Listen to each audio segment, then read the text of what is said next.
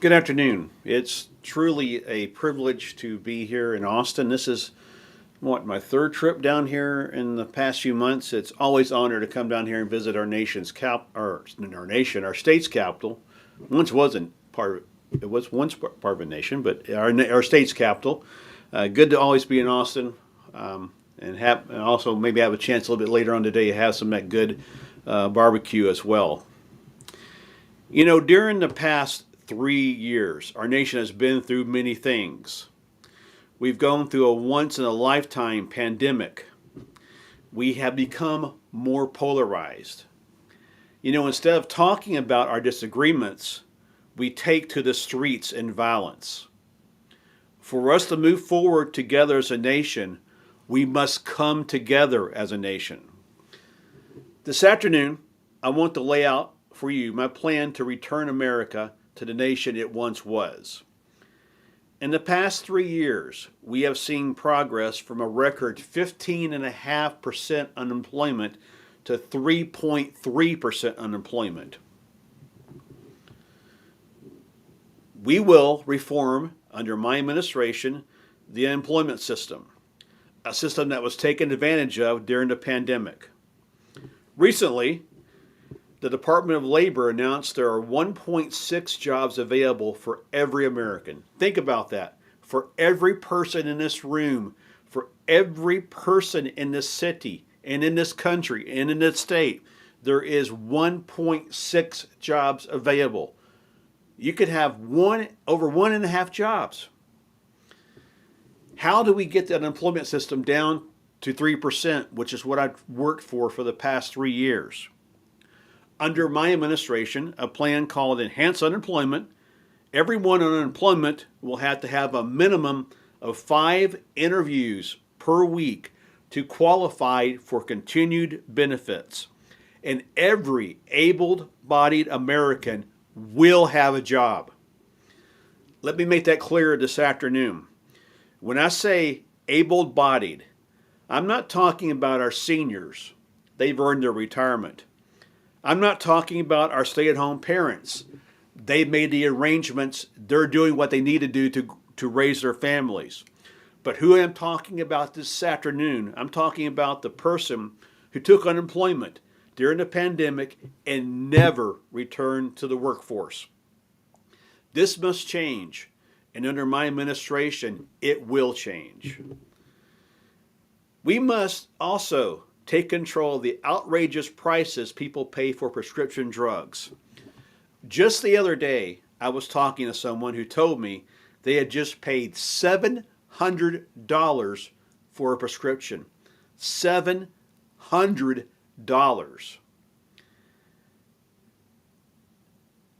Now, this is a prescription that they needed.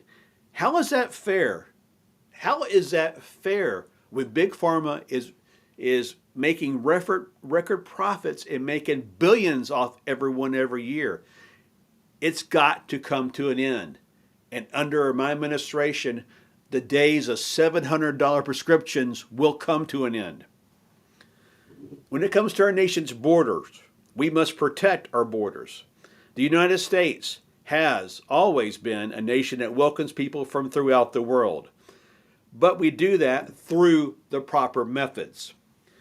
We just don't walk into the United States or walk through border areas. Last February, I made a trip to El Paso and visited our southernmost border. When I visited the international bridge that connects the United States with Mexico, I saw hundreds of people crossing the bridge and entering the United States the proper way, not crossing the Rio Grande River, going to people's lands and entering the United States the improper way. We must reestablish our borders, and under my administration, we will do that. On the world stage, we must be a protector of democracy. The United States is one of the leading democracies left in the world. As a world leader, we must do what it takes to protect democracy. And that starts at the state level. That starts right here in Austin, Texas. And you're asking me, why would that start here in Austin and not up in Washington? Well, Over the past 3 years, we've seen our schools shuttered, now reopened, and we've seen an increased polarization in our nation. To restore the United States to greatness, to the nation it once was, we must start in our nation's schools. Since the pandemic, our nation's classrooms have become a political battlefield. It is a battlefield where our students will suffer. There will be no victory on this political battlefield, only defeat. Under my administration, we will end that battle and return education to the classroom, period. We will teach the ABCs, the 1, 2, 3s, and the good and bad of our history. By doing this, we can ensure that our next generation does not repeat the same mistakes. Just the other day, I was in a classroom and a third grader asked me why was it important for us to learn history? Why do we got to learn about the Civil War? Why do we have to learn about civil rights? And the answer was quite simply, we need to learn about the past so that you don't repeat the same mistakes in the future. If you look in those classrooms, and actually during that same tour I was talking to a second grade teacher, actually a kindergarten teacher, and I told her, I said, in this classroom there were about 16 chairs, and I said, in this classroom's our future. You got a president over there, you've got a senator over there, you've got a doctor, you've got a lawyer. Our future is in our classroom. You're in charge of our future. I've had the good fortune to be married to a full-time educator. Yes, a full-time educator for over 20 years. Andrea has served in classrooms as an elementary school teacher. Early in our marriage, she wanted to teach summer school after teaching a full school year. She said at the time she did it for the extra pay. At the end of summer, as the fall term approached and summer school winded down, she was tired, not fully charged, and ready to take on another 9 months of school. How do we solve a situation like Andrea's and countless other teachers throughout our nation? The number one thing we'll do is increase teacher pay. You ask, how am I going to increase teacher pay?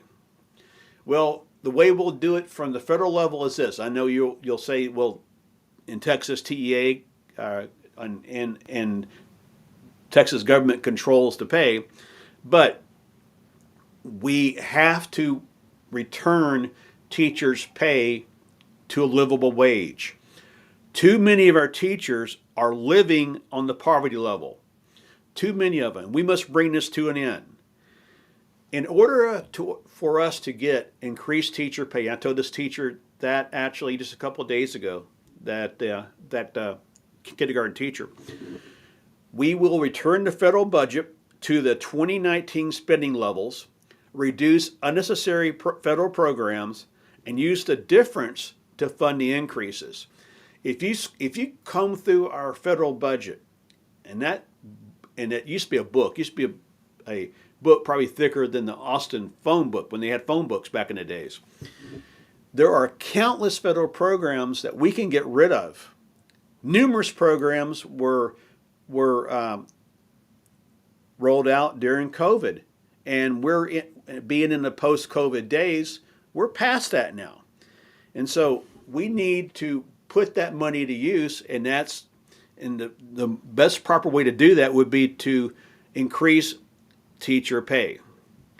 And secondly, we must return a true curriculum to the classroom. We must get rid of this so-called woke education and return teaching the ABCs, history, the good, the bad, the ugly. We must return a sense of patriotism to our classrooms. When I was in high school, I had a government teacher who was from a different political party. But during my high school years, he never tried to instill his party's agenda on his students. He never once did that. His more important role was to teach you how government works and instill a sense of patriotism into his students. My education plan, called Back to Basics, will pay teachers a livable wage that they can live on and at the same time support their students and families. Ladies and gentlemen, we owe it to our students in our classrooms to give them the best possible education. We must prepare them for the future. And the only way to do that is to take the politics yanked out of the classroom and throw it out that front door.